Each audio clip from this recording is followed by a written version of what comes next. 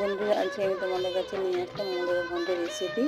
যারা মুলো খেতে চায় না তারা এইভাবে বানিয়ে অবশ্যই খেতে পারবে। মুলোটা আমি গ্রেট করে নিয়েছি। কড়াইতে আমি তেল গরম করতে দিয়ে দিলাম। এখানে দিয়েছি ফোড়নের জন্য কালো জিরে, কাঁচা লঙ্কা চেরা। এখানে টমেটো কুচি, আলু টুকরো করে রাখা আছে। আলুটা একটু সিদ্ধ করে নিয়েছি। কড়াই তেল গরম হয়ে গেছে। আমি এক এক করে কালো জিরে আর কাঁচা লঙ্কা ফোড়ন দিয়ে আমি আলুগুলো ভাজতে দিয়ে দিলাম। আলু ভাজা হয়ে গেলে তাতে দিয়ে দেবো আমি নুন, হলুদ গুঁড়ো, টমেটো কুচি। এটা নাড়াচাড়া একটু করে দিয়ে দেবো এতে আমি জিরে গুঁড়ো আর ধনে গুঁড়ো।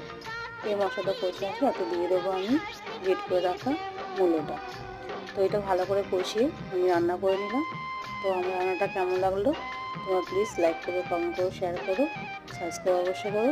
ব্যালেন্স করার জন্য দিলাম একটু পরিমাণ মতো চিনি, আর তাতে দিয়ে দিলাম আমি শাহি গরম মশলা। তো এবার আমার রান্না পুরো কমপ্লিট হয়ে গেছে। আমি তুলে ফেললাম। টাটা।